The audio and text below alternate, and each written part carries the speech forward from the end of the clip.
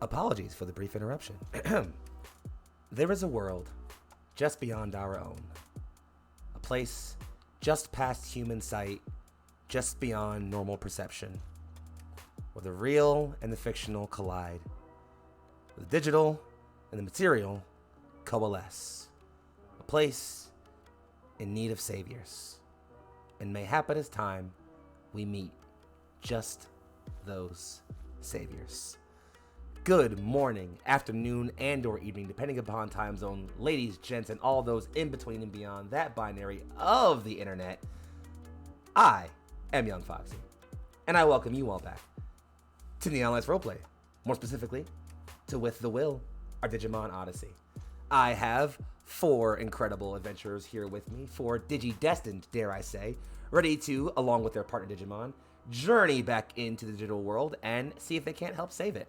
We're going to start off on the top left of your screen right there and swing around in a counterclockwise fashion, introduce these lovely people, and get right on along with our show. Starting off there in the corner of your screen right there on the left, a friend who I got to hang out with in person recently, and I've got to remember how much of a great time you are.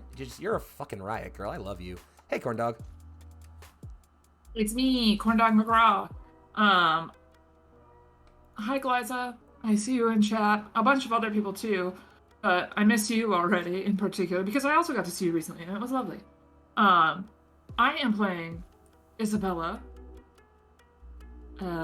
with my Digimon companion Lalamon, who recently became Sunflowmon, and we're doing the things. Things are in fact being done, and looking pretty cute while you're doing it fantastically.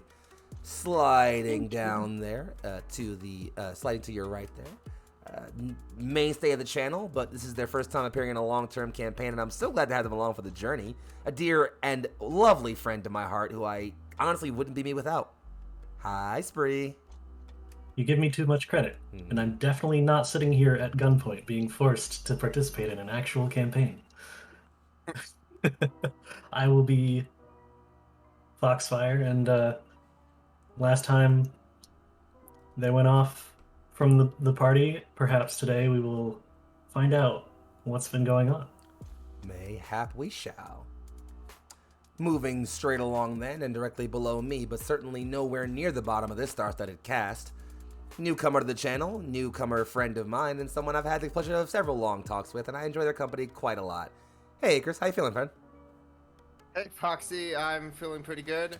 Yeah, I'm new here, but in my experience, Neon Lights has been very welcoming. So if you're watching and you haven't, you've wanted to try and give it a go, then I recommend you join the Neon Lights Discord and say hi to everyone.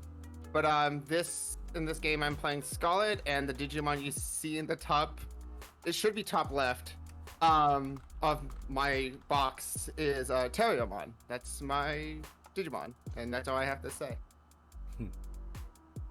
Well, I'm super glad that you're having a great time here, and I hope you keep doing that for as long as possible. Looking forward to seeing what Scarlet and Terriermon have for us today. We're going to slide past that one box right there that's blank for now, because we're going to mention them in just a moment. But before that, looking at the right corner of your screen there, maybe it's left, I don't know how screens work these days, to be perfectly honest, but over there, near dear friend of my heart, someone whose creative brain can only be rivaled by the very gods of the universe themselves, who has crafted more worlds than all the pantheons combined. I think this person's incredible, and I hope I can keep meeting with them and working with them for as long as possible. Hey, Vermin. Yo, and what's up? That's nonsense. You're too kind. Hey, everybody, I'm Legendary Vermin. Tonight I am playing Artie, your goggle boy, alongside his companion Digimon, Jellymon, both of whom are sorely missing our good friend Glyza / Kian. And it's wonderful you mentioned that as we introduce Artie, who we're happy to see back for the campaign. We are, of course, down one for this episode, but never down one in spirit, as we are all carrying with us the energy, love, and support of our dear friend Glyza, the classical Glyza, normally playing Kian, and their partner Digimon, Doramon. Off today to get a little bit of rest and recover from a long weekend. We hope everyone will take a moment in chat to pass them some love and our warm wishes, as they are a core and critical part to Neon Lights Roleplay, and someone very near and dear to my heart, speaking personally. Thank you very much for that. And Glyza, thank you for resting and being here for us. Mwah. Mushy feelings aside. More mushy feelings. What happened in this campaign last time, friends? Well, our friends, having rested in the Data Meadows for a while, recovering with their friend Tyrannomon, eventually, gathered up the next day and prepared to move out. Not before, however, they found one amongst their midsts disappearing amongst the night. As one Foxfire simply found the group, I don't know, boring, not interesting. There was something cool happening somewhere else. A hot date. Who could say? Whatever the case, Foxfire found themselves wandering off, and in the morning, as the group discovered them missing, Renamon decided to keep pace, as if anyone was going to keep them safe out here, it ought to be their partner. Leaving them to their desires, Renamon just promised them they would catch up with them in the village soon. The rest departed off with Tyrannomon towards Hanayama village, and found it in, turmoil. Spending some time trying to put out a few fires, literally and metaphorically, one amongst the group encountered a small little friend named Lalamon, while the rest dealt with a fight with a rogue Kawagamon and their small Tentamon friends. The fight was quick, and though it looked dire for a brief moment, the light of friendship shone through, and in the end, Lalamon and Doramon came through for their partners, digivolving for the first time into Sunflamon and Darugamon respectively, and using their new powers to end this fight swiftly. And we pretty much ended off right about there, didn't we? Let's briefly go ahead and pick up with our little crew of miscreants. The ones in the village, I mean, specifically. It's just been about, let's say about an hour or two since your scrap with Kawagamon and the rest. You had a brief moment to take a breath, settle yourselves, and recover a little. And overall, you managed to take in that this village, while it's called a village, and you all might have your ideas of what a village is, whether it's in a video game or in real life, this place is huge. It's sprawling. End to end, you can't really tell how big it is. And the part that's been damaged and destroyed, well, you're all kind of in the middle of it, but there's large portions of the village that seem largely still intact, if, locally damaged. You managed to look around and see several things, minus the sort of fires and issues. There are some other rogue Digimon who appear to be still scrambling away and around the village, although there are other large Digimon who appear to be restraining, tackling, and otherwise dealing with them. Other than that, there's plenty of damage, but the one thing you notice most is that in the middle of this large road you seem to be standing in the midst of, just about ahead of you, there's a large pile of rubble with several Digimon gathered up all around it. You can see several small heads jumping up out of the crowd and popping. There's a loud, raucous roar as people shout and talk about various excitable things. You wager probably the attack on their village. But at the top of that plinth of debris sits a small reptile, mammal. You really aren't sure. It's lizard-like and bipedal with two small clawed hands, but all about its head, adorned against its single unicorn-like horn, is a blue and white pelt that hangs over it like some kind of dog. It waves its arms about, seemingly trying to get everyone to calm down, and it's not hard for you to tell that everyone is looking at this person for guidance, advice, a calm head, someone to shout at, all of those things combined. And we pretty much find you guys right there, the three of you and your partner Digimon, or as the four of you and your partner Digimon. You would notice, Isabella, that not too long after the fight, Sunflowmon kind of like popped down on their butt and breathed out really heavily, and then was kind of engulfed in light, and then shrunk back down in Lalamon, now looking very exhausted. Just pooped. Just the poopedest. Just gonna scoop up Lalamon. I'm so sorry you're so pooped. Yeah, Lalamon just, I hope I Give was some helpful. Very gentle head scratches. You were very helpful. Thank you so much. Also, you got very large. Yeah, I don't know what that was. You've never done that before?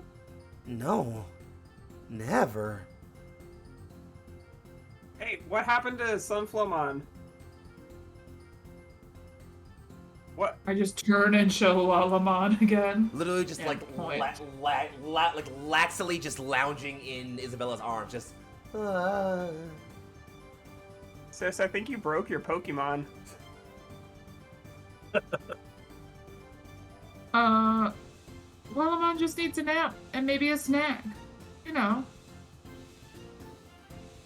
Do y'all normally, like, get big, get small?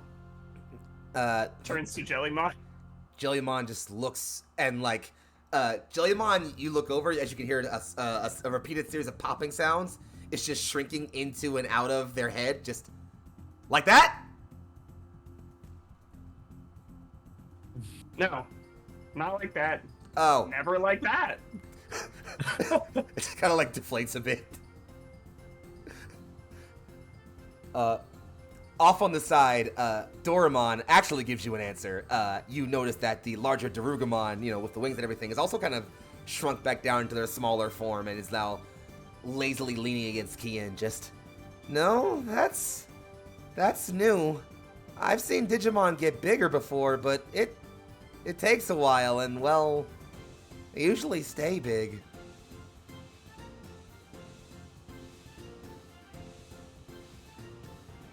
That's weird as hell. Eh, weird as hell.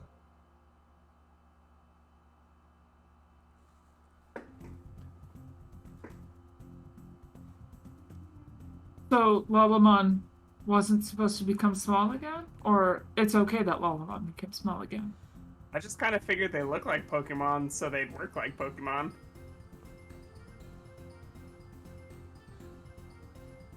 Are you okay? I just like look at Lalamon who's currently starting to doze. Lalamon just looks over and just says, I feel fine. I could just use a snack and a nap. 2 snacks and 2 naps.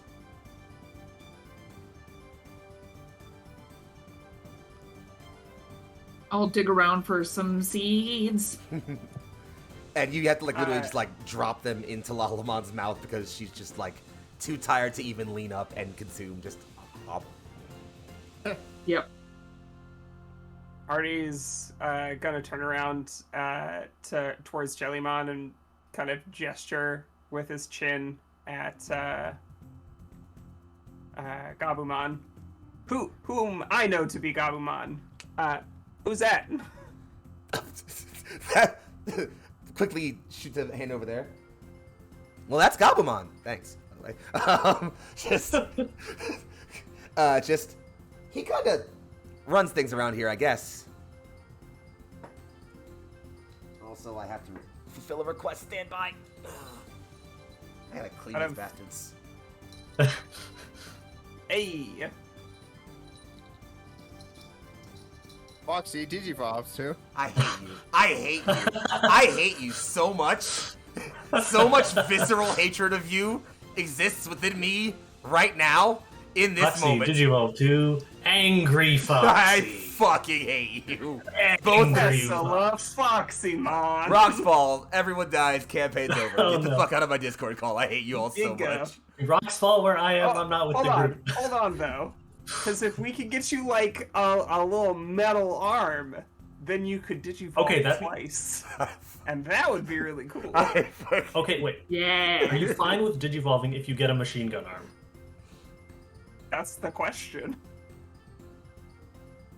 We'll negotiate this later, all right? We'll talk about it.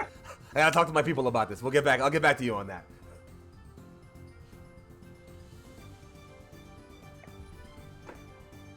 I think that's a yes. It's looking like a You yeah. could also go I gotta like think Mega about Man it. Blaster arm. I gotta think about it. More importantly,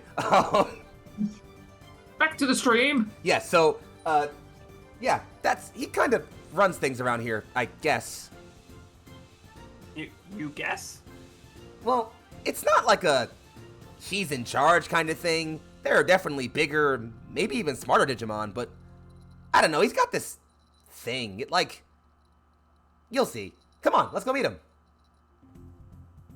And yeah, Artie will oblige and just kind of follow along behind Tesla Jellymon, or just Jellymon. Just that one. Whoa, spoilers. For now.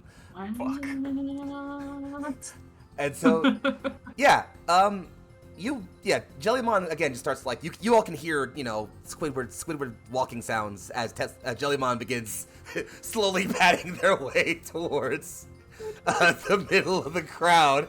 You're all welcome to follow or do whatever else you need to.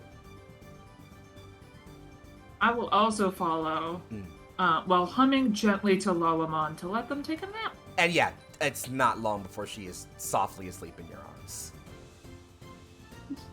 Is Terriermon still injured? Yeah, he's like kind of walking over. Like he has a little bit of like a tilt in his walk. He's very clearly trying to brush it off. I'm just like, Terriermon. And I lean down and like to pick him up. You're gonna hurt yourself if you force yourself to walk. It's okay. He keeps trying to. Actually, you know what? He keeps trying to stumble along. Actually, do you want to pick him up?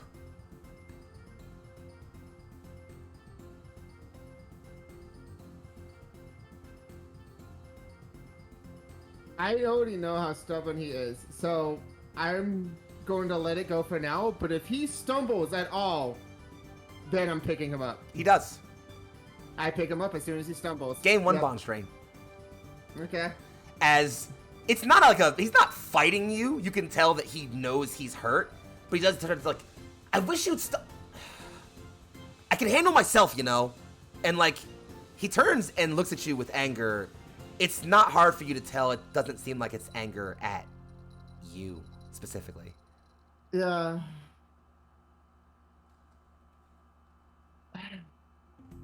She just sighs. Well, let's just get it correctly wrapped first. He just. And then she'll. Go ahead. No, please.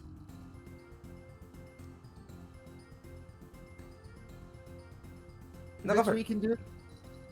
Sorry. Which we can do that if we just follow the others, and then we can do that while making sure that everyone else is okay. He kind of like very childishly huffs, just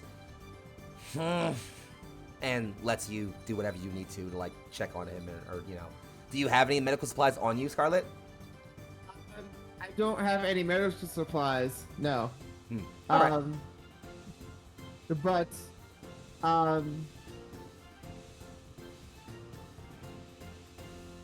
I would still make the attempt, and I still have that. I have that impractical dress that I could like tear up to like bandage. All his right.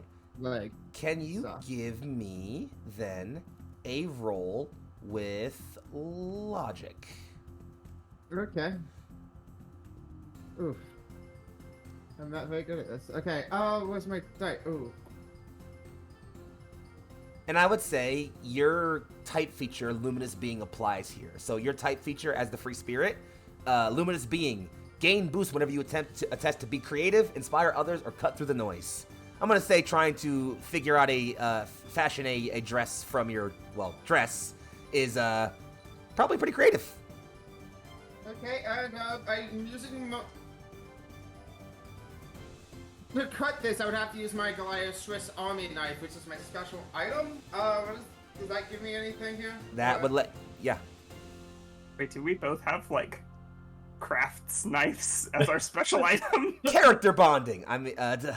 Yes. So that's gonna go ahead and add another 2 die to your check here. Okay, so then I get 2. Then I get my type, which that's 1. Yes. Okay, and then I get 2 for my special item. Yep. Okay. Oh, okay. Well, that's actually quite a lot of dice here for this. What you got? Let's see. I got 5 dice, and I've got. What do I need for success? 4 pluses. 4 pluses. Okay, 2 successes then. All right. Any 6s? Nope. All right. So you pull out, like you get the dress out, you cut it with the knife a bit, and you immediately start getting to work on like wrapping Terriermon's leg. And while he tries to like fuss a little bit first, like he almost like the way a kid does when you're trying to change a diaper, like tries to like roll around and like be as annoying as possible at first. Once you start getting to work on the actual like bandaging, he kind of sits there a little amazed, just like, whoa, you're really handy with that. thank you. One of the things my dad made me learn. Huh. That's pretty cool. Could you show me how to do cool stuff like that sometime?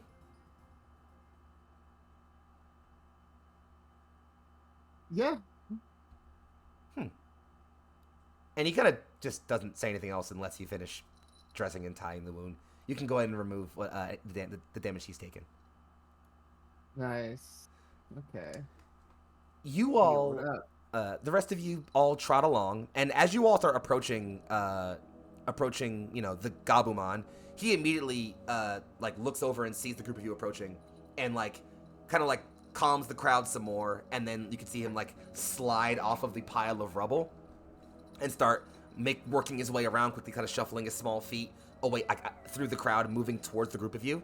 Just, hi, yes, over here. I saw you all, please. And tries to wave you all over.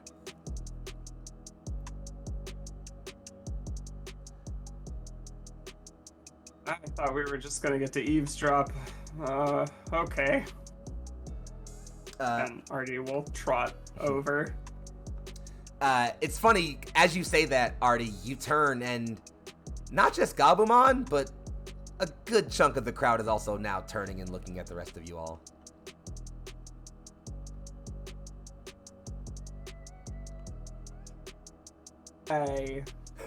We come in peace. And they look at you, and not all of them, but a good chunk of them, almost in unison, put a hand up, wave it in a circle, and go, hi! Oh, that's unsettling. And with that, let's take a little step away from this scene, as we have someone else to check in on. But to simplify things, because I'd like to move this one a little bit forward, what happens is the following. Gabumon basically immediately lets you all know, you all have clearly been dealing with a whole lot. And so before he has any conversation with you all, talks to you about what's going on, he's saying, go and, take a bit of a breather, get a rest, check on yourselves if you need to, and come back here afterwards. I need to go, take stock of the village and, see where things are, basically, effectively, is where he's at. But he basically wanted to let you all know that he saw you all and wanted to speak with you all, but also recognized you guys needed a rest. So hold that in your RP related brains as we step away from that for a bit. Meanwhile, back in the endless forest of the Data Meadows, an individual, or rather, two, are, well, you know what? I'm not even going to bother with fully scene set. We find ourselves in a long, winding trail of awkward angled trees. They're not bent in any strange way, but the branches kind of seem to do strange things that don't make a whole lot of geometric sense. The canopy is dense, but light enough to allow some gentle, light to pass through and rays that kind of pierce and allow small waves on the ground. What is most interesting, however, is the two individuals we find ourselves focusing in. So briefly, Foxfire, why don't you go ahead and describe what happened after you walked off, and where you and your partner Digimon are now, and we'll take the scene from there.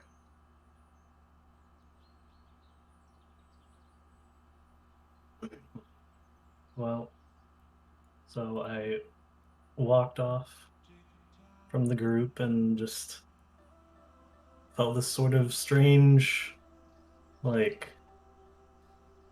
almost like wind thing, in the abnormally still air, just blowing along. So I just followed it along a trail in the forest, just wondering what's going on in this place.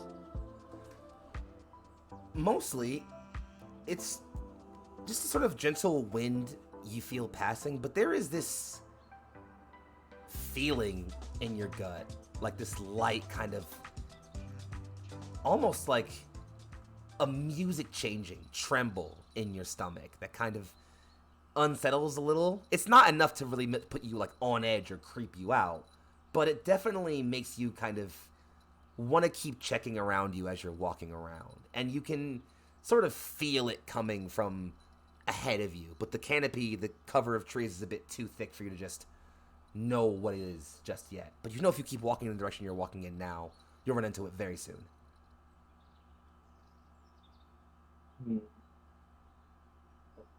Clutch my bag of things close and just try and make my way through, avoiding running into like bushes or making too much noise as I get closer to whatever the source of this weird feeling is. You clutch your bag close and start moving through. And as you're looking back and forth, trying to keep your eye on things, you feel this, like, you know, ghost text syndrome, when like you feel it's like your phone vibrates somewhere, but you know your phone was not in that spot, so you're like, that wasn't my phone, there's no way it was. It's exactly that feeling from right about where you put your hand in your bag. A device of some kind hums, but you're pretty sure that's not where your phone is.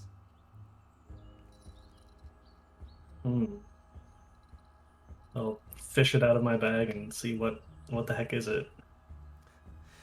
You find in your hand this device. It's kind of oblong and green with bluish tints to it. There's hints of like a purple and pink on it. It's got it has a screen on one side, some buttons at the bottom, a little antenna sticking out of the top. Also, like the middle portion of it can flip open, create like with a larger screen in the middle and a full keypad. And as you're looking at it, you see actually two distinct pings. They're messages is the best you can recognize. Both from people you were hanging out with just a few minutes ago. One is from Kian. You can see their name, and this is like a symbol, like a weird digital smear next to their name, a symbol of some kind. You cannot make out what the hell that symbol is, but you know it relates to Kian. And the message just says, Renamon is so cool. And then the second message, which is from Artie, and similar, there's a blur of like a smear of a symbol next to them, same feeling, just says, Renamon sucks!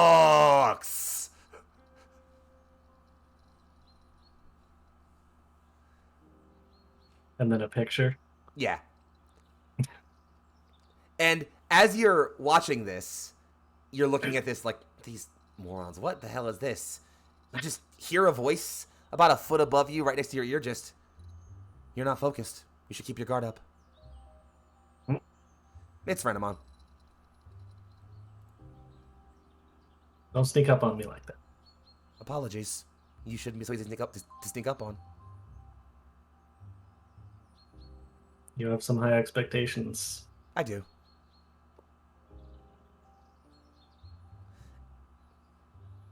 You wandered off. Cool. Are you well? I don't know, there's something out here. It's unsettling, but I don't know what it is. Renamon sniffs it, like leans up, closes their eyes, and sniffs at the air, just... Yes, I sense it too. A foulness in the air. From there, she points in the direction you are also walking in.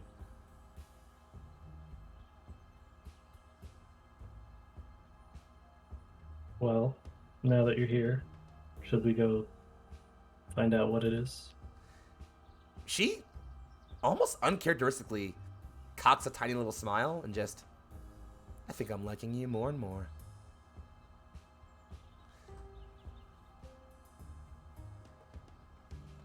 And just starts walking forward a little bit. The two of you walk, and you find yourself sort of moving through a copse of trees that eventually kind of open in a sort of circular, oblong clearing. It doesn't look like this clearing was formed naturally. In fact, as you're looking at this otherwise pristine, beautiful Data Meadows you all stayed in, the outer circle of trees in this clearing, this outer ring, are all rotting, dying, like falling to the wayside, and chunks of them are falling off, leaving clumps of mushy black data, effectively. And you're almost like, what in all the hells could be causing this? But it's not like you need to look that far, as the answer is pretty obvious. At the edge of the clearing opposite of you, several stories high above your head, is a dark, black tower.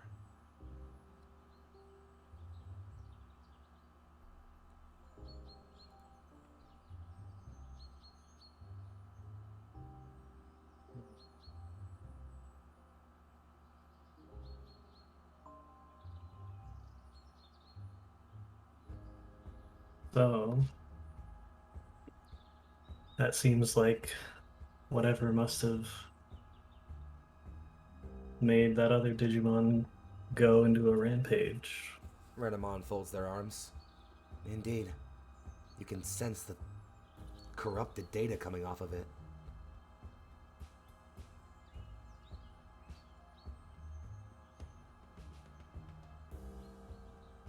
So what do we do? My senses tell me destroy it. You can hear Renamon say. And like they kind of tense their muscles a bit, like they're prepared to take a stance. They're not fully in a combat stance yet, though. Well, if you think you can, then let's do it. Renamon takes a single step forward. And I have a quick question for you, Foxfire. Yes. Have you ever, in your life, before you came here, dealt with unkindness, toxicity, negativity, otherwise shitty things on the internet? Failing that, do you look at the news often on the internet, or engage in political forums, or go on Twitter frequently? The cesspool of Twitter. Just definitely experienced some of that. Yes. The moment Renamon takes that step, it's almost like if you close your eyes, you could see computer screens just flashing like memories of all of those horrible messages and shitty things you've dealt with on the internet. Give me some examples. What's flying through your brain as this is happening?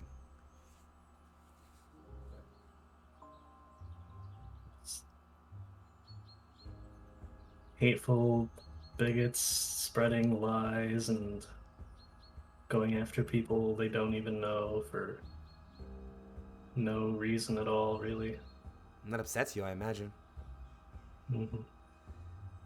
You start feeding on that nagging sense of like, I hate that people get treated like this online, and it kind of starts to make you that kind of anger you get when you see some shitty post on Twitter and you're like, I really want to fucking dunk on this asshole, but do I have the time today?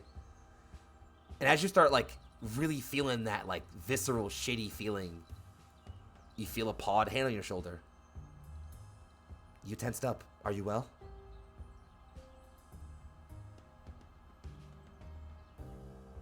I don't like whatever this is. Neither do I. However, you see Renamon, you look up at Renamon's now and notice that her eyes are not on the tower, but are cut off to the left.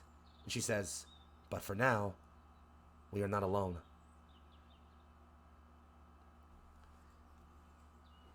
And off to the left. Sorry, go ahead, please.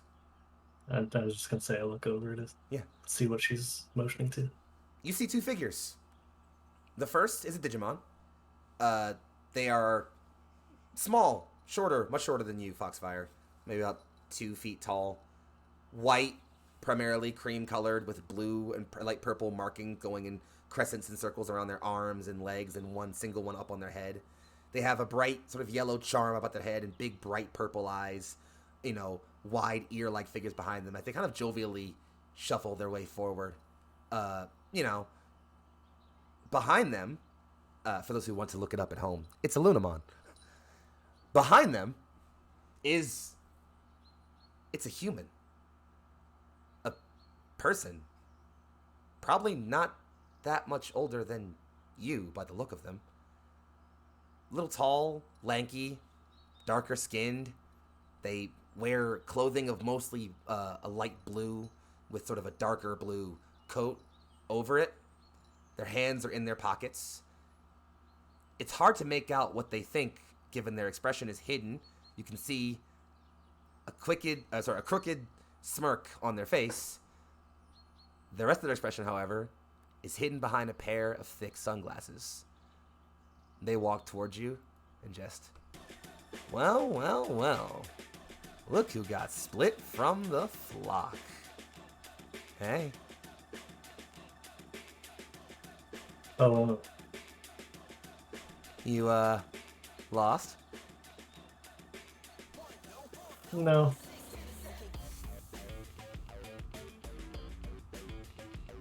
Is that? Oh! That's conviction in your eyes. I like that. Ain't gonna last out here, though, kid. You ain't built for it. And you are? Want to find out? How did you end up here? Not your damn business. Sue yourself. Tell you what, though. And he looks down at the Lunamon, who takes 2 steps forward. That jovial expression kind of lowering into a confident smirk as the kid replies, "Tell you what. Your Digimon beats my Digimon? I'll tell you whatever you want to know. And I promise, I know more about this thing than you do."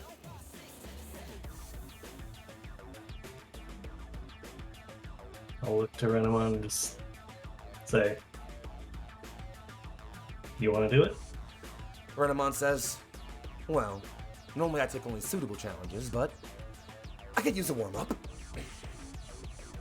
Don't be too cocky.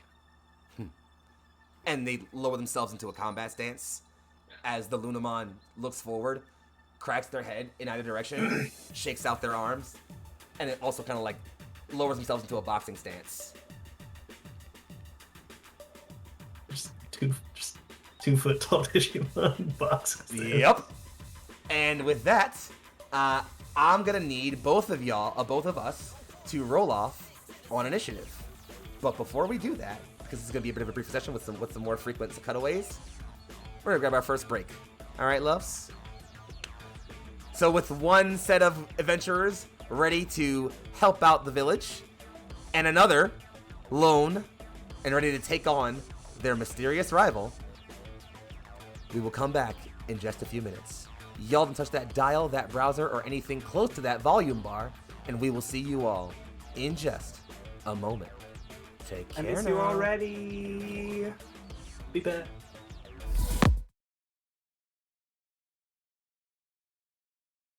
And we return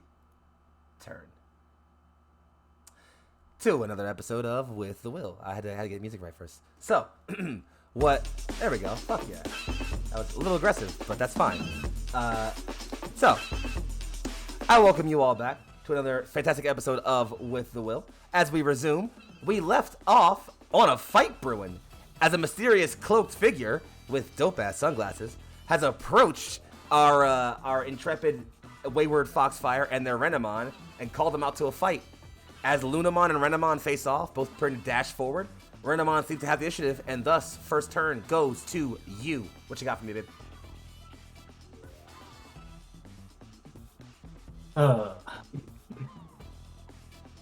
Let's see.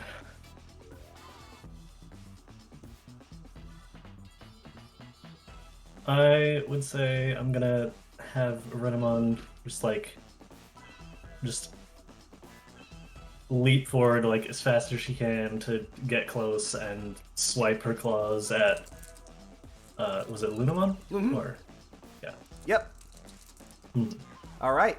In that case, then it sounds like if you are closing in to use the distance and focusing on your raw power there, I'm going to assume you are attacking with power as you're coming in close. Is it not agility to close the distance? Yes, never mind. In that case, that's which one to use then. Go ahead and roll with agility for your attack. Okay. That would be.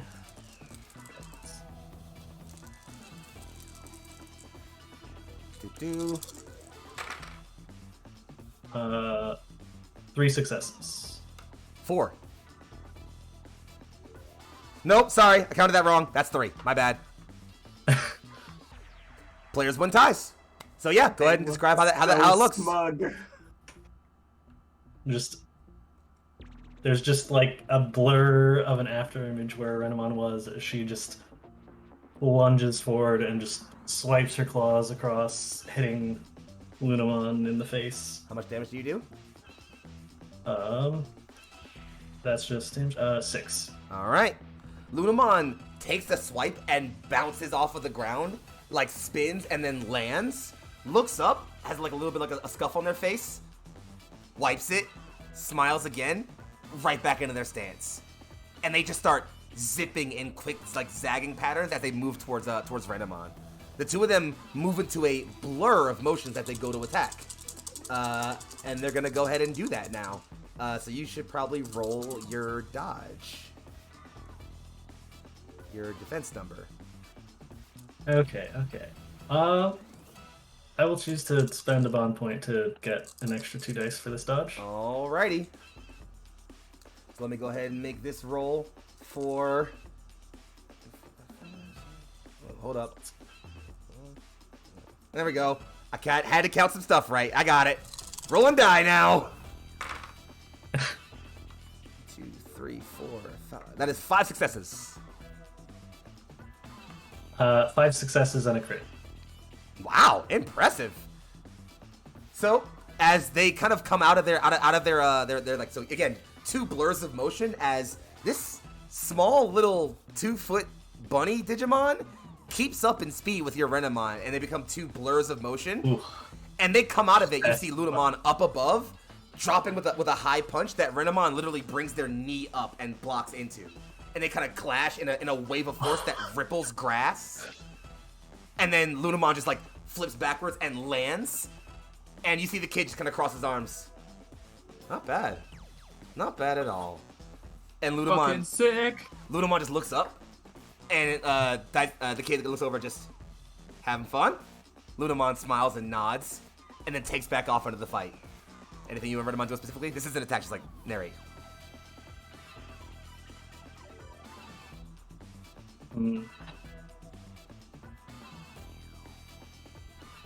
I'm just gonna keep my eyes trained on Lunamon to try and see if there's anything about how she moves that we can exploit. It's... You start...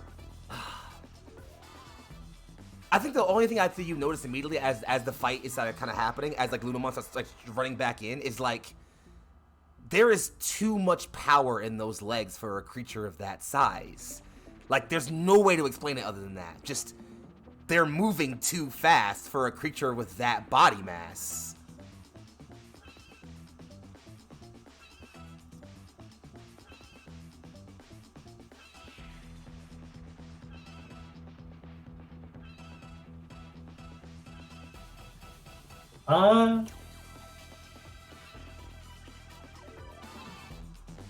I'm gonna take out that weird device that I got my texts on and just train it on so the camera's watching Lunamon and see what comes up. Renamon and Lunamon start clashing again. Renamon starts lashing out with a series of like rapid kick attacks and a series of like cross flurries and kicks. Lunamon plants themselves on their feet and starts weaving their head back and forth, dodging the kicks. As your camera's trying to follow them, it centers in, and you recognize it says Lunamon and like celestial beast type. But under that, there's a plus, which doesn't seem right, except when you look at it, it's almost like by you thinking and looking at that, it brings up that plus and shows a stream of data. And it looks like it's excess data that's been absorbed into Lunamon.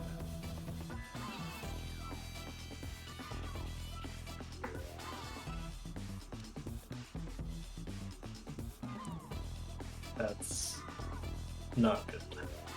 And it's as you're thinking that like Renamon has to like stop, land, and throw their hands up as Lunamon's tiny leg comes up, spins in a spiral, and kicks into Renamon, Renamon only skips back a half an inch, but the wave of force makes a tree behind you, behind two of them, crack. And you see Renamon's eyes just quirk a bit. That's no ordinary Lunamon. Say that again. And as they settle back into combat, the kid just crosses his arms and continues to watch as we slide our camera right back over to our dear villagers, who are having a much more relaxed time, I assume. The three of you, four of you specifically, are looking around as Gabumon is already back to running and helping out with the village. He looks at you all and just says, I would love to speak with you all, but the village is still in a lot of trouble. There are problems even I can't see. Have you all seen any dangers yet? And if you have, can you please just handle them? Anything. And when we're done and things are calm here, we'll speak. I promise. And this is a good point where if anyone has a problem they've come up with they would have noticed in the village, feel free to narrate that accordingly. I suppose, since I'm already kind of doing it for Terriamon, that just sacrificing the rest of the impractical dress, will go along and attempt to, just bandage up all the other Digimon here that are just wounded, or like they're limping or something. Yeah, Scarlet, you even see a small little sort of like triage area where Digimon are already being gathered up, and certain Digimon are already kind of working, healing data spells and other things like that over Digimon that they can. And you can immediately make your way over there and start tearing into the dress. In fact, as you start to work on clawing at, getting at your dress with your knife, can you roll me another one of those logic tests? Basically the same one you rolled before. Yeah, okay. It's 5 damage. And... Oh, okay. So... Wait, is that a 6 or a 1? That's 1. That's okay. Alright, whatever. So that is 2 successes and 1 in the critical gauge. Alright. That's the critical gauge should be at 2 by now, so that's my fault. I will fix that real quick. Boop, boop. And fixing. Swabam! Wait, hold up. Swabam. Cool. So, so you run over and start getting to work on that. I'm actually going to come right back to that. I want the other two to describe things they might be working on. So, while Gabumon looks and sees Scarlet running off to go help with triage, he just looked over at the two of you and just... The rest of you, did you see anything to be helpful with?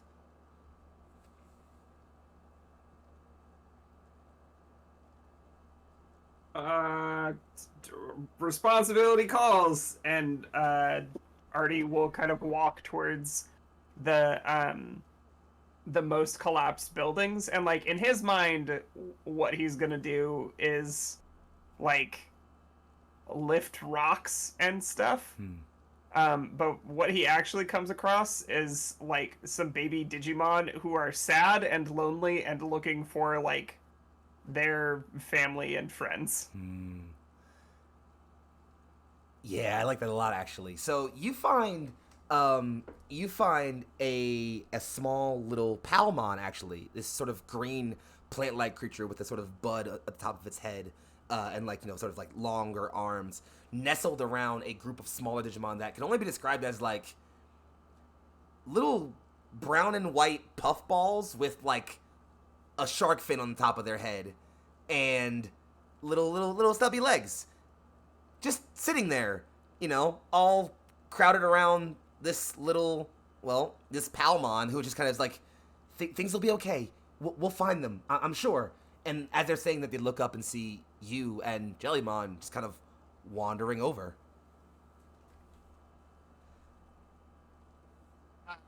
Artie sees it's a situation with a lot of babies and is turning to find any reason not to keep going in that direction. Jellymon stops you and is like, hey, they're right there. Come on, let's go help. I don't know how to... That? Jellymon just looks over and just... What? Zukomons? They're fine. They don't bite. Much. Yeah. What seems to be the problem? Uh, Jellymon is like, that's the spirit, and like, it's not like a hard slap. It's like a good game slap. It's like right at like the middle of the back. But given the stretchy limbs, it does kind of have a bit of that like slap to it. So it's like just a little bit. And they shuffle you on to go help out as Palmon sees you all approaching and kind of begins to wave. As we're looking at that, Isabella, what are you up to as far as helping? I think Isabella would be going around just trying to collect snacks for the fellow Digimon, but also trying to find like a good resting place for Lalamon, and then like making sure Lalamon was fine, and then wandering around, trying to find the folks who seem to be missing their Digimon, and then kind of like the opposite side of what we've got going on for Scarlet. So if Scarlet's kind of like tending to the Digimon, I will tend to the humans with my chocolate and seeds. The only humans here are you guys. Oh shit! Never mind. Psych. Wait, did we get the Digimon population of this village? Actually, thank you for answer asking to me that. question? So, it's hard to tell looking around again because, like I mentioned earlier, this village is massive. But what's incredibly equivalent as you're kind of starting to recognize, like, okay, so these things tend to scale up in size based on how powerful, they are. And if your guys are all, like, the level 1 size, most Digimon appear to be around that level. That's to say, most Digimon here are rookie level. There are a large chunk of what look like those Tentomon, actually, like a lot of Tentomon species. And in fact, lots of other bug-like Digimon species you can see kind of roaming around. Those small Zukomons that I mentioned earlier that are hanging around with that Palmon, there's a lot of those kind of, bumbling and rushing about. There's also quite a large number of what are called Kumamon. They're small little bear Digimon that have like little hats on and like little gloves. They're adorable. They're sweet. Yeah. They're so cute. And the Kumamon actually appear to be running about and doing a lot of the helping. They're almost like, it looks like there's probably some kind of like group of like, not enforcers, but like emergency services maybe? It's hard to tell whether or not they were like appointed that way, whether the fact that they're Kumamon makes them that, or whether a group of guys got together and said, we're all Kumamon, let's go do Kumamon shit. And in this case, Kumamon shit is helping people out in disasters. It's really not clear, but you see that specifically happening. Rad. And I think yes, slightly militaristic little polar bears. Listen, they're doing great. Yep. Outside so of that, then, go ahead, please. Oh, so then I would just kind of like refocus what I was doing, rather than helping with any of these buildings that have collapsed or anything like that. I am going to work up setting up essentially a FEMA tent, so that way they can come in for foods, for stuff that they might have trouble finding otherwise. Perfect. And just kind of helping in that regard, because I want to keep an eye on Lalamon. Okay. But also, I'm a gamer kid. I don't know how to fix housing. What? So you're running around and you actually end up finding a good little spot where like a building's kind of collapsed in, but it's like it came down in a slanted way so that like there's still like a protective roofing area that you're pretty sure should hold up decently well. And in fact, there are already some Kumamon who are in there moving out debris and kind of making it a nice round area. As you start moving around and gathering up everything you can, in fact, you even notice that Lalamon is kind of like sort of like trying to like get up and be helpful, but still seems very, very out of it. So you end up finding a good spot to like put her down and let her rest. And to her credit, she still is just like, okay, anyone who's kind of hungry, you should make your way over here by me, please. And like is trying to weakly wave her hand to help people out. And so what I would like, if you could please, is I already had Scarlet test logic. If we could please have both Artie and I imagine also Isabella in this case test, I believe it's spirit. Is it that I'm looking for? Sorry, yes. If you could both test spirit. Actually, no, I lied. Artie test reflex. Okay. That's 3 successes, 2 of which are crits. That's 2 crits coming up. Oh my goodness. Yeah, you're welcome. Isabella? Also, should the crit gauge be shorter because there's less people this session? Nope. It's always number of Okay. people at table total. So 3 successes, 1 crit. All right. There's another Because one I've got coming up there. spirit for days, baby. All right. So, and then, okay. So, as you all manage to roll decently high enough, the following things happen. Scarlet, you are working with cutting out at your dress and making bandages. You're starting to cut off things. It's getting pretty simple. First off, you get like one ribbon off, start helping people out. Another ribbon off, and start working. After about 4 or 5 cuts, you start thinking, I must be dulling this knife, because it starts getting a lot harder to kind of get through. You start sawing a little to really start like kind of getting through there. It's not dull, because you can still get cuts off, but it's definitely getting harder for you each time, either from arm tiredness or from, knife issues. But after a while, you see a pair of like a couple of claws just their way to the other side of the dress and tear 3 or so ribbons.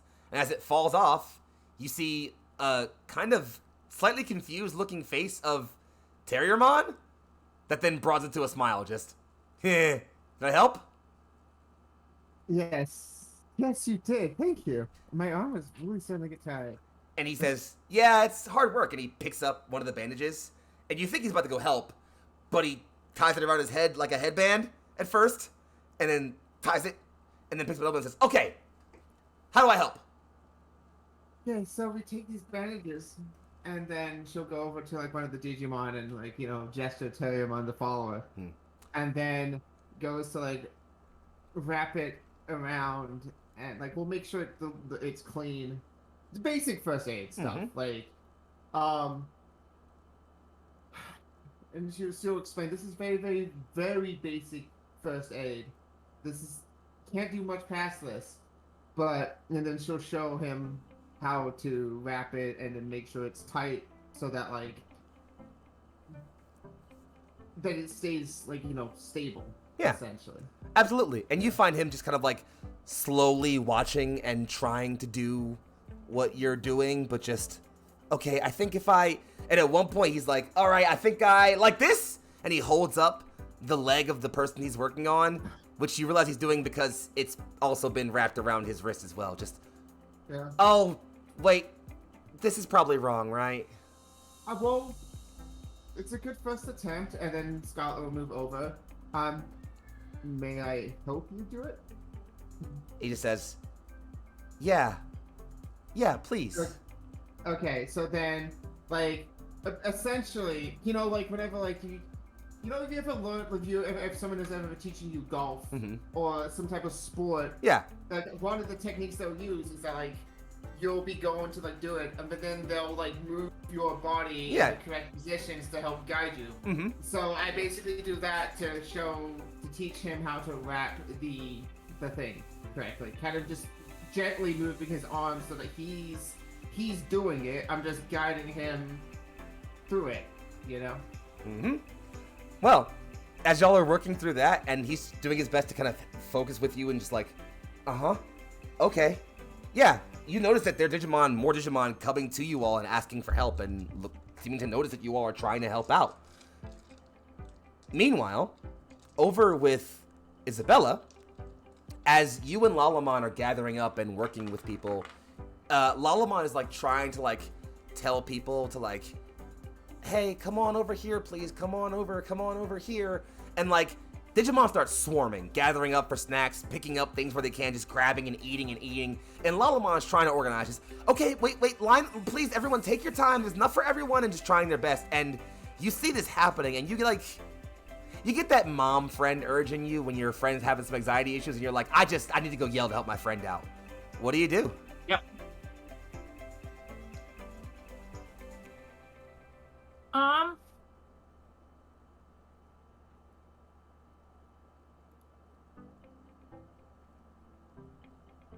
I'm gonna wander on up over to Lalamon, and I'm going to lift her up just a little bit and let her sit on my shoulder and be like, here, now you should be able to speak over the crowd. They might be able to understand what you're saying better. And I would like to attempt to encourage her with my gentle heart. Absolutely, no question. Yeah, she leans over and like kind of rests on your shoulder a bit, I guess your head, just like, thank you. Everyone, please line up in a straight, orderly fashion. Thank you very much. And almost like boosted by your assistance and your support in them, Lalamon's confidence begins to restore itself. And Isabella, you notice it's like where Lalamon seemed so worn out from that previous fight, it's almost like you're carrying them. That bond of friendship you two appear to be building is the power that fuels them as she starts to kind of get that perk back in her step slowly. Lastly, we swing over to Artie, who is coming over to help out with Palmon, looking at them, and Palmon just looks up and just says, "We're looking for our friend. They were teaching us about basket weaving, and well, then the building came down. We don't know, but we think they're right behind." And they point to a large slab of like, you know, like, I guess a large slab of debris, like just kind of like crumpled against the wall. It looks like it's caved in, and honestly, you're maybe not so sure there's anything behind it, and maybe Palmon's just saying that to keep these kids like relaxed. But as you're closing in, like to go like help out, or maybe even like tell them, listen, come on, we need to get out of here, you see a rock or two tumble from beside that, and you swear you hear a cough.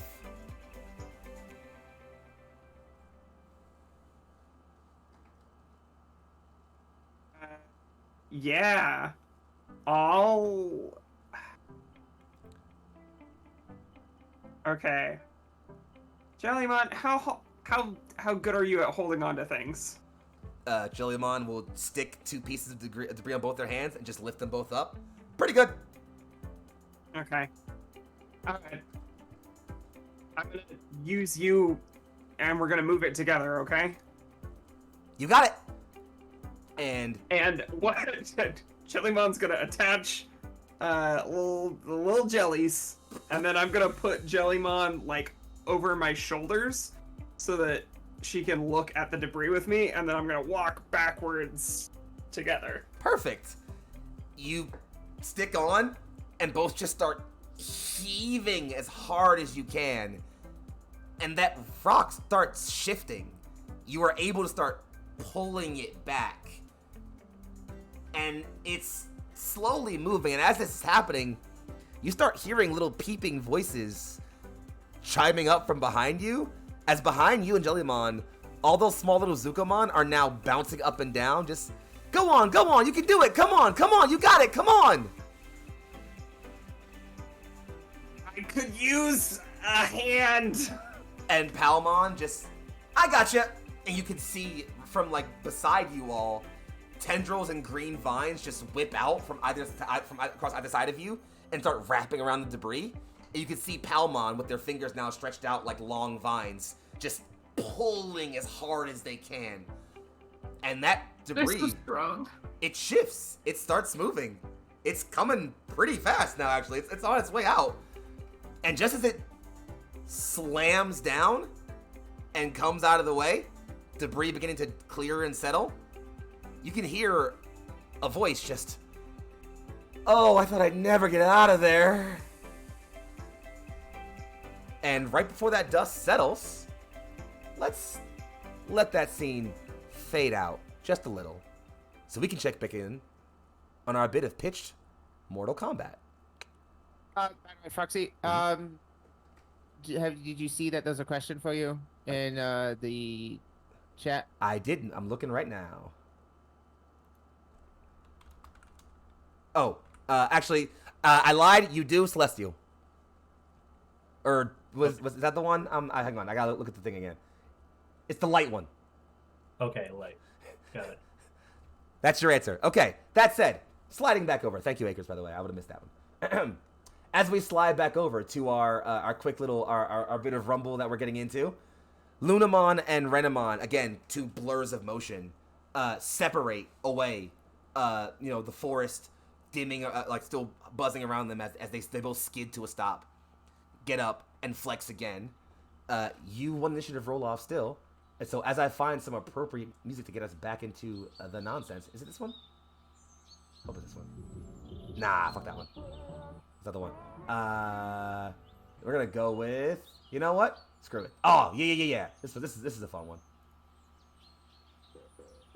Yeah. That's a good one. So, as they land again, Renamon gets back up and just... They're fast, and they hit hard. This should be fun.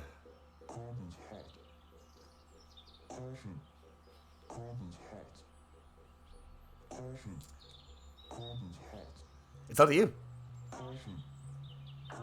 All right.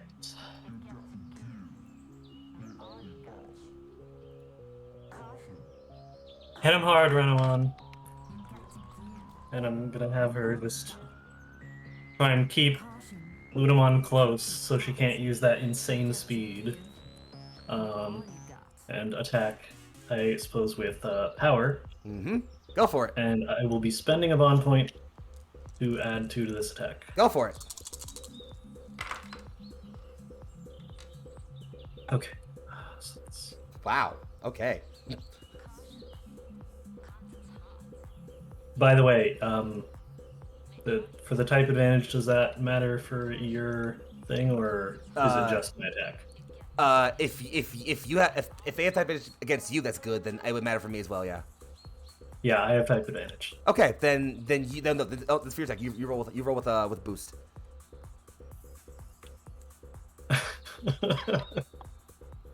What you got for me? 2 successes. Ouch. They beat you with 7.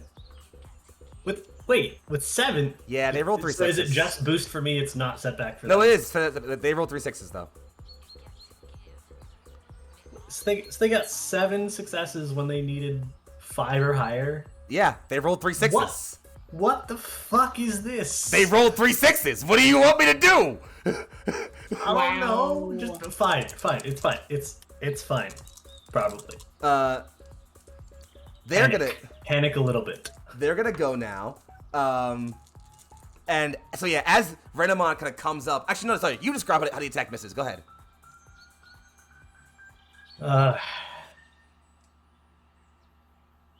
So trying to avoid that ridiculous speed is also hindering Renamon staying in close quarters as she just keeps trying to swipe across at Lunamon, but that the little thing just keeps on ducking just in the nick of time, right at the moment that it needs to make every hit miss. As this is happening, you like see Renamon channeling and like throwing around their weight and like trying to throw into things. The kid is sitting on the side watching. What type is Renamon? Mirage. Renamon like ducks back, a sort of half after image, passing as Lunamon tries to swipe at them. And the kid just cocks an eyebrow. A Mirage type.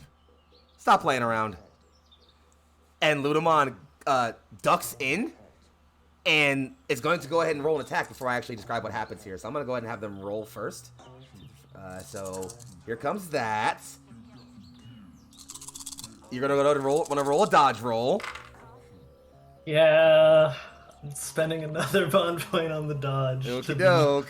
On the safe side. Need you to beat 6 successes. 6 successes, 1 crit. Oof. Well, players win ties. And so,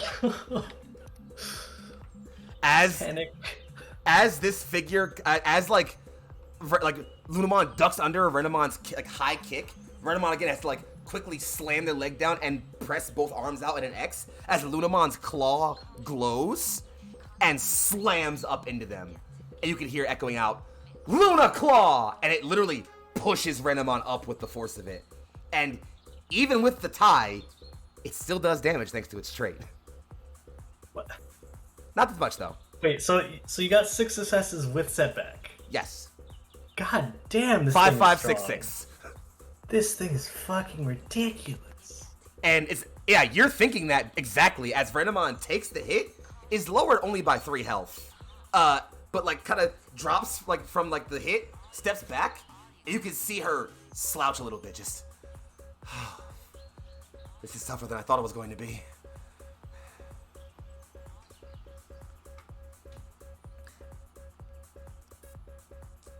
And I'm gonna go ahead and say you can go ahead and take one more turn if you'd like. Let's go ahead and do one more round. Okay. Oh boy. Well.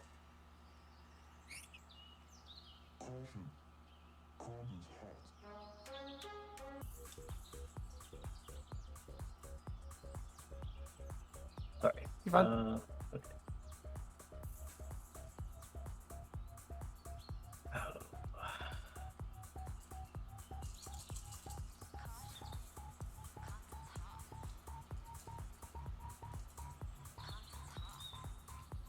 Okay. So thinking for a second, just you've got to hit her where she's weakest. Just exploit whatever you can find. Just having her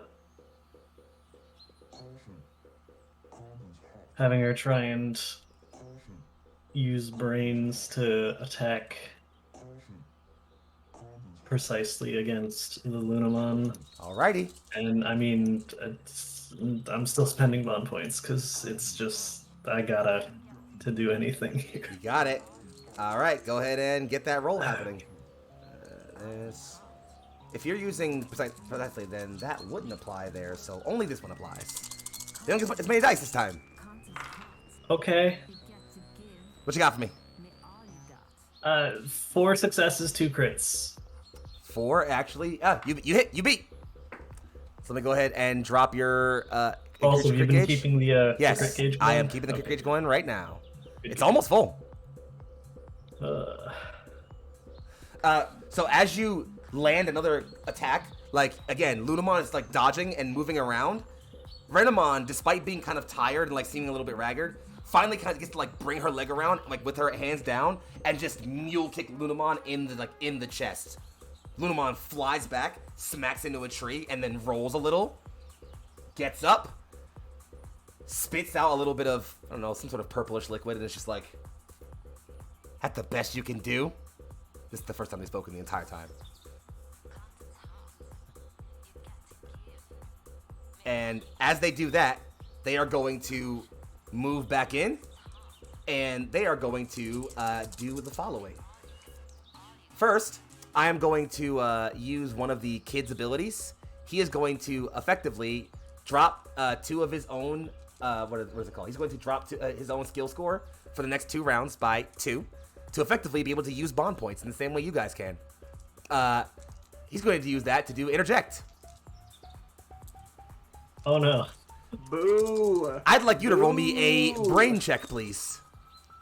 Wait, Brains. what? These Brains. Please roll me the from stat Renamon? brains. Brains.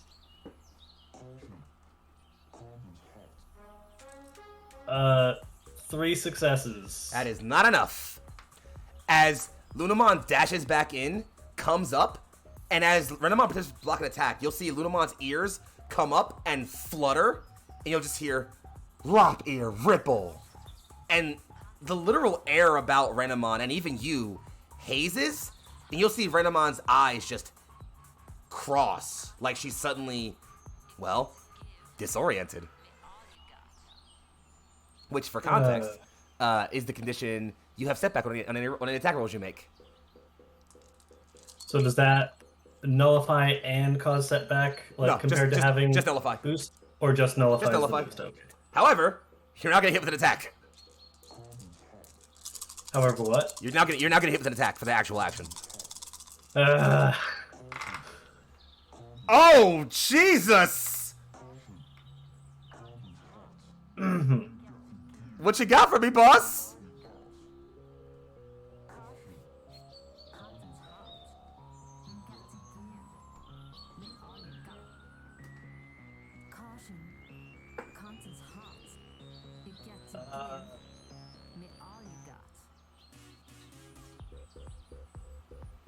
Well, I guess I'll use a bond point for the dodge, and then... How many bond points do you have left? Not many! I've been keeping track. I have maybe 2. I have one. I have one remaining. All right, well, you better roll. Panic. What you got for me? Okay. I'm gonna let you know right now. You really want some 6s. So do crits count for double? Yes, crits are 2. Oh, okay. Okay, so 4 successes, 2 are crits. So that's 6 total successes? Yeah. 1 short. And with 1 short, as Renamon looks a bit disoriented, Lunamon lands on Renamon's shoulder and spins, and as Lunamon spins around, the camera slows on that fist, gathering white energy again. Luna Claw, and smashes Renamon across the cheek. Renamon flies past you, like into the copse of trees, and spirals down through a bit. You lose sight of Renamon for a brief moment, as you're gonna take 8 damage. I see. How's Fire reacting to this? Just like jaw dropping as she watches Renamon fly off there, and just looking back at that like smug ass kid, and just her face just turns in anger as she just runs over and tries to just deck him in the face. As you run up, you find yourself immediately as you run up, like you run up to the kid, you swing for him. He doesn't move at all. You immediately feel a pressure hit your ribs as Lunamon cracks you. It's not hard, like nothing breaks. Lunamon just, it's boom, right in the side. You fall over, and come on, that's cheating. And with a serious face, no more charisma on the face, Lunamon just says, "You will not touch Daisuke."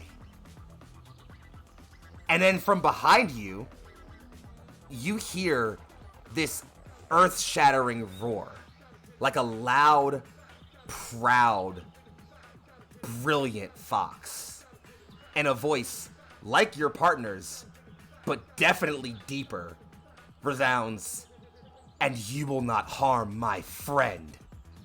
As something begins to plod back into the clearing from where Renamon went away, it's definitely not Renamon.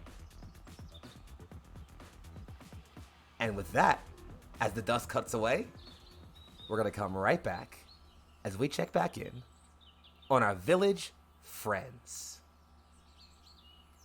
Village friends. Genuinely thought you were gonna say idiots. No, I love you all. Idiots. Love you all too much for that. So, by the time you all manage to resolve, so a couple things happen. Isabella and Scarlet, you two aren't too far from each other. Your 2 areas.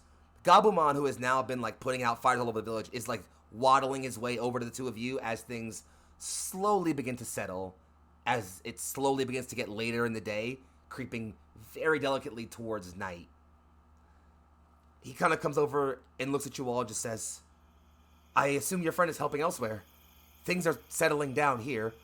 When the 2 of you have time, please come sit with me. We should talk." Of course. I'll be over. I'll at least be over when I can be. Of course. And thank you for your help. Scarlet doesn't really say anything, but she nods. Isabella? I can help where you need me. I think Lulamon's got all of this under control here.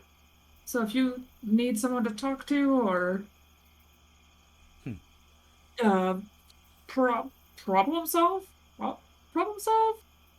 I can listen. Gobblemon offers you a warm smile and just says, "Walk with me." Okay. Lalamon, I'll be right back. And if I'm not, come find me, please. Lalamon just says, "Okay, no problem. Be safe, okay?" That little stumpy arm. That's all that's in my brain. Mm-hmm. Okay, be safe. Bye-bye. I'm fine. Gobblemon looks, as you walk over to him, looks at that and smiles and just says, "You two seem close." Well, I only just met them, but I do think they're quite sweet. Gobblemon just smiles. "Friendship's not about time. They are about bonds." Sure. "Tell me, new stranger, what brings you to this part of the world? I've only seen Digimon like you once or twice before." Well, you see, the power went out, and all of a sudden, I was somewhere nearby here. Fascinating. So then you too are a far walker. One I'm sorry, what was that? A far walker? far walker. One not of this world.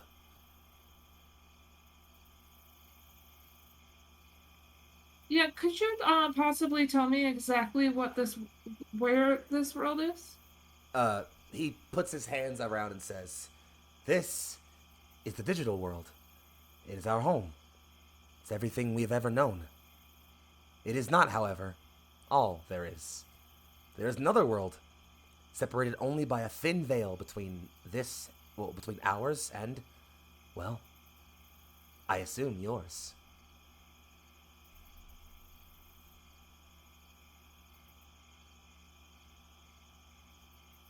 Right. Okay. Is there a way to go back out the veil if given the How thick is this veil? Gabumon saddens a bit and just says, "No one I know has ever seen it, nor have they ever known of a way to cross back. Our worlds are linked, but separated. Things can affect one or the other, but very few things cross over."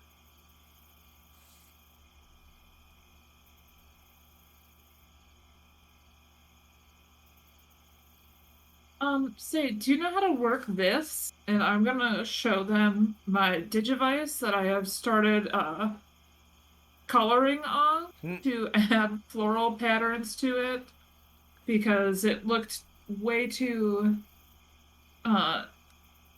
mech-like for my brain. They kind of look. Gabumon just holds out two hands. "Would you mind?" Oh, sure. I don't know how to work it. Maybe. He puts two hands on it and just says, "I've only seen something like this once. It looked very different then." And much like then, it was a far walker who had it. They took a walk. How far of a walk did they take? They've not gotten too far. You could probably catch up in like a good 30 seconds to a minute. Okay, would I actually still be busy? It's up to you. Or I guess I would probably find like a time to catch up at some point. Yeah. Yeah. I'll say as you're running up, Scarlet, the Gabumon still holding the device just says, "These devices, one of only few things to have crossed over this veil. These devices, creatures like you, and those black towers." And it's as that's happening, Scarlet's running up, checking on this. Let's quickly slide over back to Artie. As you heave with the help of Palmon and Jellymon, that large hump of debris off to the side and drop it, you see the dust clears and a small, well, Digimon, another Tentomon like the ones you were helping out previously, is coughing away the dust and swatting, quickly trying to like clear dust off of his wings so he can buzz and take off. Just, oh, thank you so much. I thought I'd be stuck here for so long, and I hate it in there.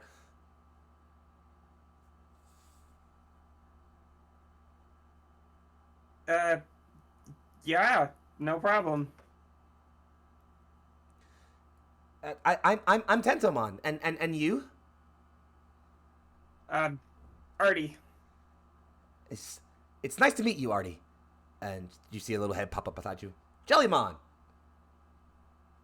Jellymon. And you as well. If it's not too much trouble, could you help me out of this pit? I can't seem to take off. Yeah, of course. And just like find an appropriate handhold on Tentomon, which I imagine is probably the pits. As you lean down to grab his pits and give him uppies like a good little boy, you look down into the sort of dugout that he was trapped in, and you see mostly just rock and debris, but a particular shard of it, as you're leaning over, right next to your head, a particularly weird-looking shard of it, is digitized and inky black. And as you cut your eyes over to it, you feel this sharp, lancing pain in your head. Real quick. Just for a half second. Just long enough to be forgettable, or to be excusable with something else, maybe. And when you look back, that black piece of whatever, gone. Like it was never there.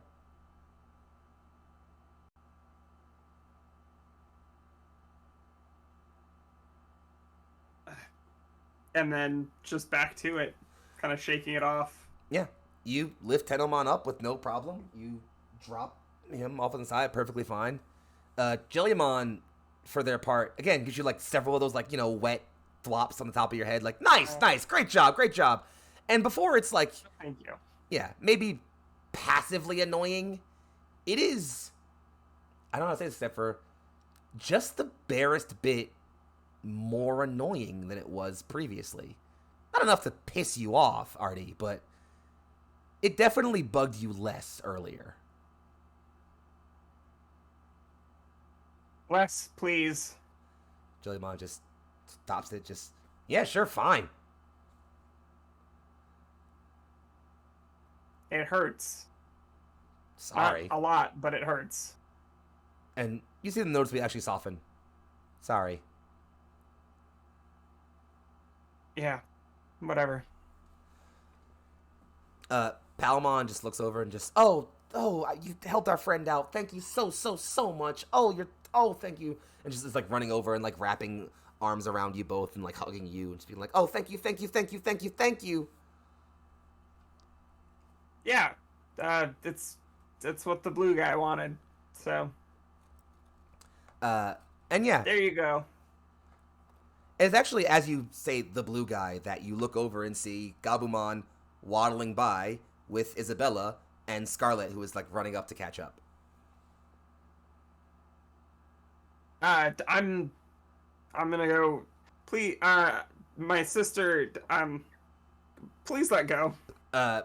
Palmon unwraps themselves from your leg and just, thank you again. And Tentomon just says, and be safe. Will do. And as you are walking by, all the Zudomons are now bouncing up and down, just going, Artie! Yeah. Artie. They're having a great time with it. And as you encourage them to just start bouncing even more, Palmon's like, okay, calm down, everyone, please calm down. As I'm walking away, as soon as they start to get calm, I turn over my shoulder and I'm like, oh. And they hop right back up into it as you and Jellymon shamble off back towards your thing. Still kind of feeling that slight bit of annoyance you felt just a moment ago. Like a general vague annoyance at everything, honestly.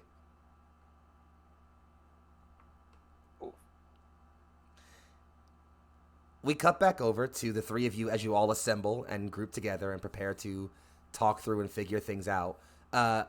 Over your heads, you all notice a Darugamon soaring, just lazily listing with what looks like a large figure of some kind wrapped around their neck and on their back.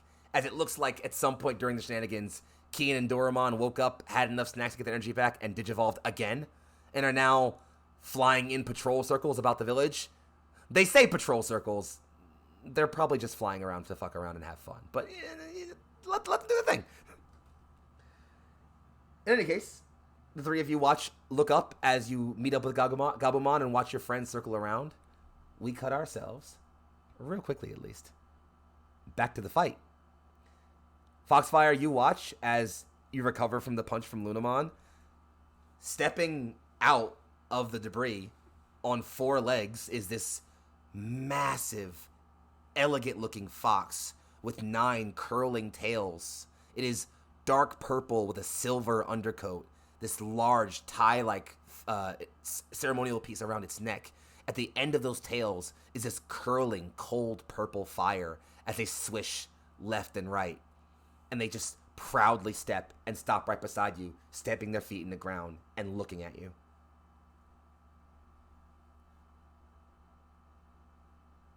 Renamon? Yokomon now.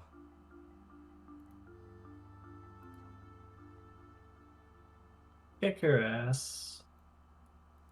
You'll see a sort of smile come in, and then a tuft of, like, purple fire leave the corners of their mouth. Happily. And they dash back in. Lunamon comes up again. That's still that serious, focused look on their face, like they're ready to keep the fight going. This rival character you've been fighting the whole time, for their part, their smile gets wider. And they start nodding a bit. It's your turn, by the way.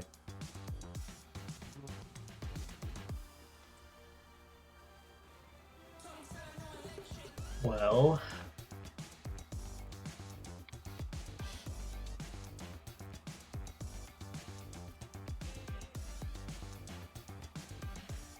Yokomon will just, like, stand proudly with their imposing size, just stamping around, kind of trying to goad Lunamon in, just using herself as a target to lure her in, and so we'll be attacking with Heart.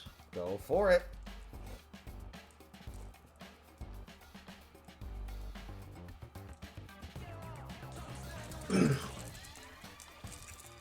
Keep in mind, because of type matchup and level advantage. It's a neutral thing, yeah. Well, no. The neutral, so the disoriented cancels out because you evolved, so you're no longer disoriented.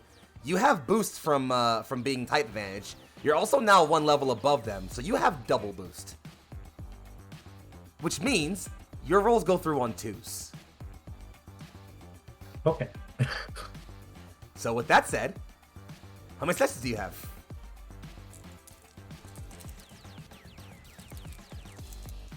Moment.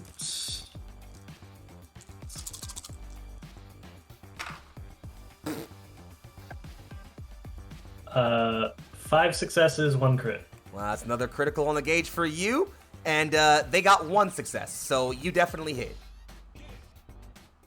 Tell me what that looks like.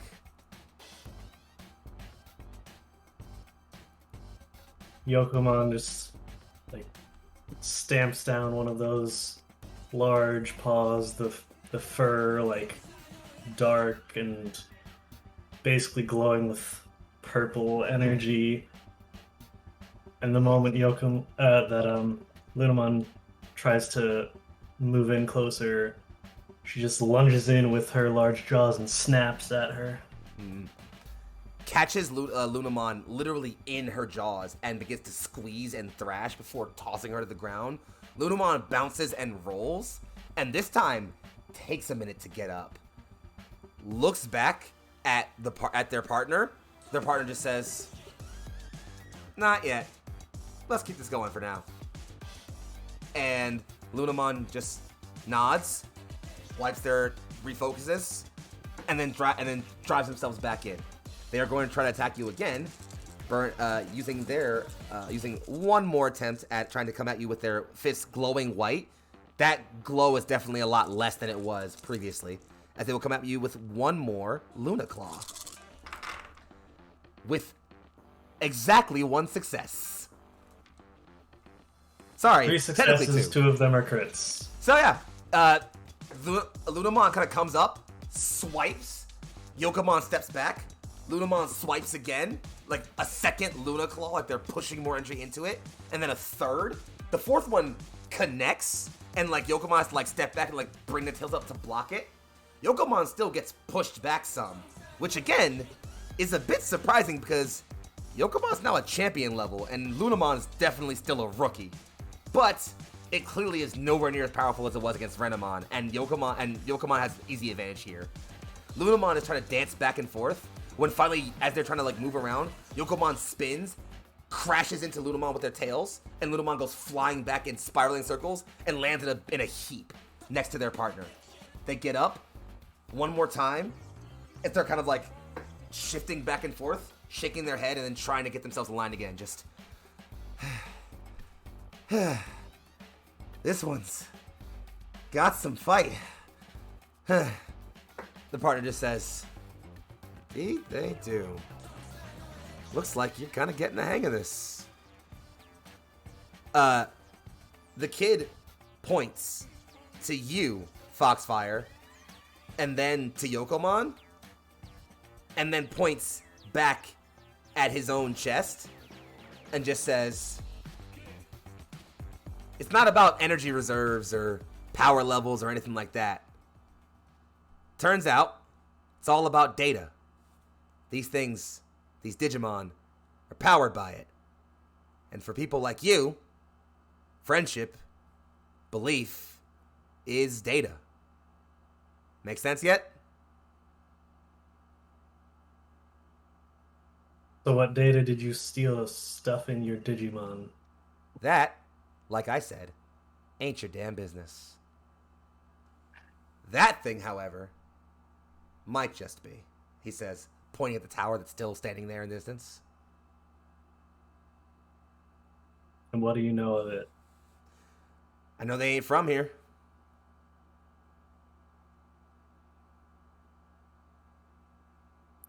Well, neither are you. Yeah. Funny thing is, we're all from the same place.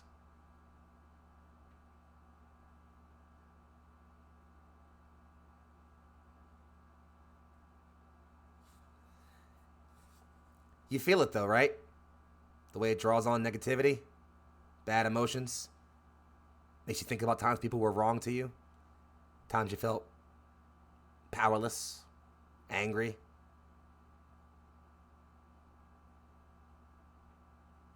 But why don't you destroy it? What do you think I've been doing all this time? And how long have you been here? All of that bravado and like charisma fades into a cold smirk. He tilts the glasses down enough that or not even a cold smirk, just a cold, even line face. He tilts down enough that you can see behind the rim of his glasses a pair of dark purple eyes. And he just says, long enough.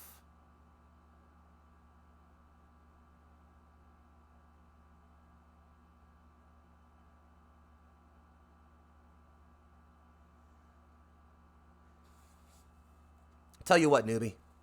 Free game before I get out of your hair. These towers, they're all over the place. This world's infected with them. And I'm pretty sure it's our fault. Not us as in here us. I mean all of us.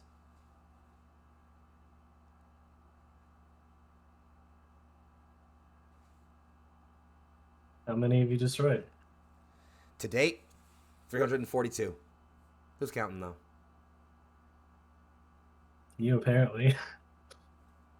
Yeah, well, when you're here by yourself long enough, you find some way to stay occupied. Well, now that there's more of us here, maybe you don't need to be by yourself. He says nothing for a while, and then hands in his pockets, turns around. No thanks. Not my style. Lunamon, we're out of here.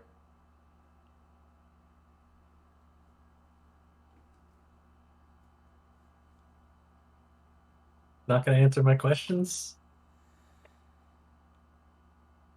Let's say I owe you 1. Nah, 3 free answers next time I see you. And you will see me again. Fair enough. But, since I'm leaving you empty-handed, I'll give you one more piece of free advice. Those friends of yours, keep your eyes on them. Why is that? No reason. Just, well, easy to lose things around here, he says, walking away.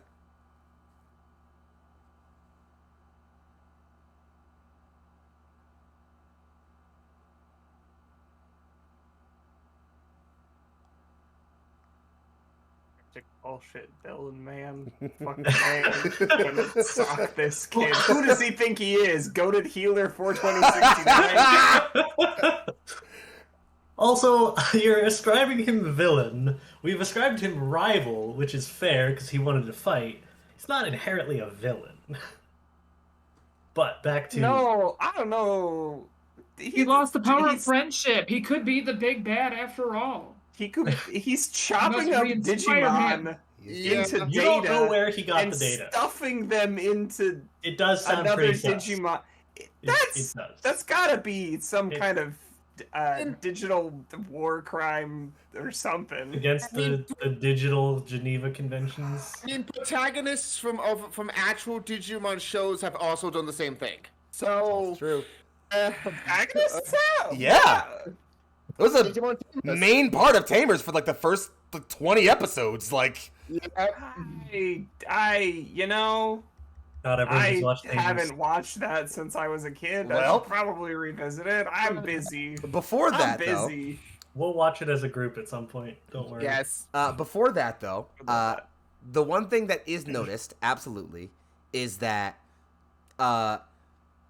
as you're watching them walk away, they get far enough that you can't really hear them, but you can definitely see them still. And as Lunamon and this new figure are walking away, you see another small 2-foot-ish Digimon start to hop up to them. They look almost kind of like Scarlet's partner Digimon, except brown and with 3 little horns rather than, just the central one. It's a Lotmon by context. It's always Lotmon. And we love Lotmon. We do, but also Lotmon kind of sus. Yeah. Thank you, Vermin. Especially as, this figure seems to lean down and pet the head of this Lotmon, put them up on their shoulder, and walk away. See, maybe they're not so bad. So this is where I have to ask my friends some things. So, my plan from here was to hit the village scene with a plot dump, pretty much, just like info on what actually is like going on. But realizing now that we're at 11, and I wouldn't mind doing that with all of our friends here to make sure everybody's in the right zone, I could give a cool closing scene, and we could wrap up here and come back with y'all, whole gang meeting Gabumon, chilling, talking, and figuring shit out. Does that sound okay? Sounds like a good plan, because as many notes as I take, most of my sheet is just Lalamon. Valid. So everybody else cool with that? Acres, you cool with that? Also, Spring, you cool with that? Vermin, you cool with that? Also, the critical gauge is full. It is. From the last attack. Yes, it sure is. Also, I'm just gonna ask Yokomon to take me to wherever the others are. Yeah, as you're sitting and resolving, Yokomon just looks at the distance, turns and just says, "Come, the others are not far, and I believe I'm much faster now." Just gonna climb onto Yokomon's back and just kind of like hug against the fur. They crane their head at you. Do not get used to this. You don't have to say you like it, but it is kind of cool. Yokomon just looks forward and says, "Quite," and then begins to take off. And as we're sitting here, the last scene I'll end on, as you are all, the village crew is gathering up to talk to Gabumon. Yokomon and Foxfire are dashing and on their way there. We part on the scene of our flying patrol crew, our duo of Dorugamon and Kian, who find themselves flying and wheeling about until they look at a low valley that seems to be carved out right next to the village, and something feels wrong there. They dive and dive, land in a massive crater, shards of black metal all scattered all over the place, as if some dark tower had been, destroyed here. Kian lands and is almost immediately overwhelmed with feelings and memories. You're just not good at this game. Give up. Why do you even fucking play? Uninstall. Jesus, you're horrible. Honestly, genuinely, just kill yourself. There's no one who wants you to play this game anymore. Stop feeding. And then, other things. Massive amounts of unrest and civil instability in certain places. Wars and famines in other countries. Crimes. The innocent being punished. The guilty going innocent. The news cycle. The media garbage. Kian remembers the hour they spent late at night, wrapped in their own anxiety, doom scrolling and watching the world come apart around them. And all of that feeling, all of that anxiety, all of that memory of people they wanted to play with, treating them so poorly, overruns and floods their brain as they fall to their knees and shout in pain. Besides them, a Darugamon lands and runs over, clearly confused and wondering what's happening to their new friend. And with that, we bring today's episode to a close. I want to thank you all for coming out to another fantastic episode of With the Will. I've been Young Foxy, your dear host for the evening, and these have been my awesome players. Before I get into the outros, how are we feeling? How'd that episode go? Good episode. Good. What an anime. What an anime. What an anime. I always feel bad about episodes wherein one person clearly has the burden of action on them and everyone else kind of just is doing stuff. So I hope no one felt like they were unimportant or didn't get time to shine today or anything like that. Fluff, peace. You know how I feel about fluff episodes. True that. And how they make anime. I think you all handled it wonderfully. And thank y'all for more time for Lalamon to be cuddled and be the adorable. sweetest fucking bean. That said, sometimes I get all the stories. I get the stress and the bullshit of plot. And for the rest of us, sometimes it's not about you. True. Mm-hmm. But it's always about Artie. Exactly. I mean, you have the goggles. Whenever Artie's in the scene, it's always about Artie. You got the goggles. Dude, goggles make the protagonist, don't you True. know? That's how it works. Protagonist questions aside, let's go ahead and get ourselves on out of here. Thank y'all for making an episode amazing as you always do. We're going to do the opposite direction that we did last time, starting off with the top right of your screen there and moving in clockwise order. So please take it away and say who you are, who you've been, where you can be found on the internet, and what you're doing lately. Go ahead, Vermin. What's up, everybody? I am Legendary Vermin. You can find me on the internet as Legendary Vermin on all the places on the internet that matter, which is, of course, Itch, Twitch, Twitter, and I suppose YouTube. Coming up this Friday, you can catch me in Under Twilight Skies, which is our Armor Aster. It's our Armor Aster charity campaign. It's 4 episodes long. 2 episodes are already up. We got 2 episodes to go. If you haven't seen that thing happen, I've yet to play a game that's had its foot on the pedal as hard. 4 episodes and everybody's trying to squeeze as much juice out of it as possible. It's really worth coming and watching and donating as we cut down fascists. Besides that, at some point in the near future, we're going to have another episode of Frozen Rain, which is another mech campaign. You'll see me there as Symbiosis ads. And then, of course, 2 weeks from now, back at it again with the digital monsters. Fuck yeah. Damn, Daniel. Yeah. Damn, Daniel. Yeah. Besides that, check out my games, check out my Twitter. I'm always here to have a good time, and keep an eye out because at some point we're launching a new campaign here on Neon Lights Roleplay called The World Within You. I've been talking about it a whole lot with a lot of people, and everyone's crazy hype about it. It's gonna be so fucking great. It's gonna be so great, okay? So good, so fucking good, so great. That said, Vermin, we are glad to have you.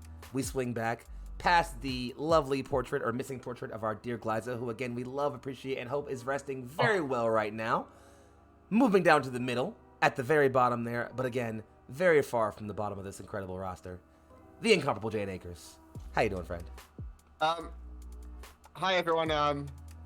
I have a Twitter that's Jane Akers. I don't use it too much, but I've been trying to be more active on the. Other than that, I played Scarlet during this adventure, and it's awesome playing with everyone here. Other than that, like the only thing I have is also with the Will hopefully in 2 weeks. That's the game plan. Yeah, that's all for me for now. Well, we're glad to have you here, and if this is the only commitment you have long-term for streaming for right now, I'm glad it's us, friend.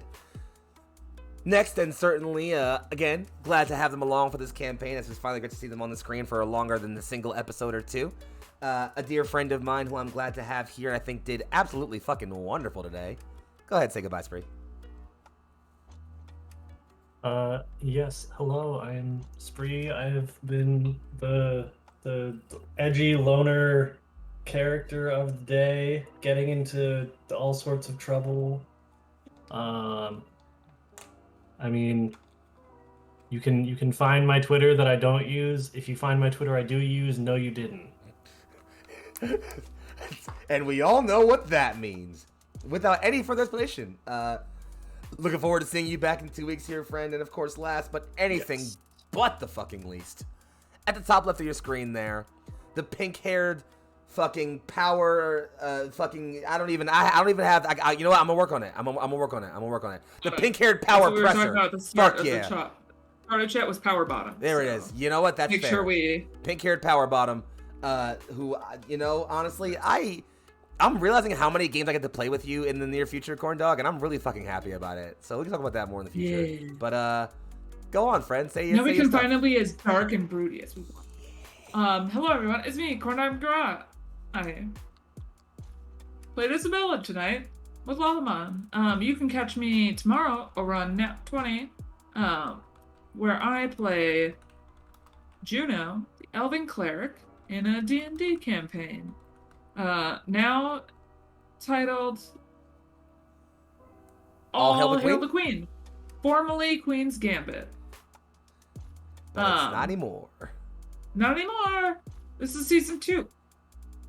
We upgraded. Indeed. Mid-season upgrade. What is this, the Gundam anime? This is the end game. Anyways, you can catch me on the internet at Corndog McGraw or Coach Corndog, depending on what your needs are in that moment. One is fitness needs. I don't care about your other needs. And then, yeah, you'll catch me again here in 2 weeks. Those weeks. And that's all I got, folks. Well, and with that said, I don't know why y'all be worried about me more than y'all be worried about these incredible people, but if for some reason you are concerned about that, folks, I'm Young Foxy, aka Big Foxy, also known as your favorite fox, Philly's finest. I'm on Twitter at Foxy Eternal. That's FOXXII. Eternal spelled the way it normally is. You will next see me on the internet on Weave the Tale tomorrow for some Pathfinder, but besides that, I'll be right back here on Friday for As Explained by Vermin, Under Twilight Skies. That campaign is just 4 people who got in a very close circle and said, Let's see who can fucking gulp each other the most time before somebody quits. And it's just constant. Everyone just, every 6 seconds. And it's wonderful. You need to be there for it, actually. So besides that, that's going to be great. Other than that, you'll see me around in a few places hanging on the internet. Got a lot of things coming up for me, but most importantly, you'll see, again, me back here in 2 weeks. However, I want to announce, because this is very, very important, not in 2 weeks, in exactly 1 week, next Wednesday will be officially the aired premiere episode of my second campaign, the ever incredible Mechton Odyssey I'm building with 5 incredible BIPOC femme and PC and non-binary members, Stardust Ghosts. Shout out to Girls Run These Worlds for popping in for the last minute raid. Y'all are incredible. We love you guys so very much for catching our ending here. But again, that's 2 weeks. We got Stardust Ghosts. Sorry, next week Stardust Ghosts coming out on Wednesday. That's all I got as far as plugs and everything. Friends, we have been Neon Lights Roleplay. You have been the most incredible audience ever. This has been With the Will, and we will see you all in exactly 2 weeks from now. Take care of yourselves, each other, and everyone who is important to you. Love you all so very much. Stick around for the raid, and don't get too lost. Bye, babes. Bye.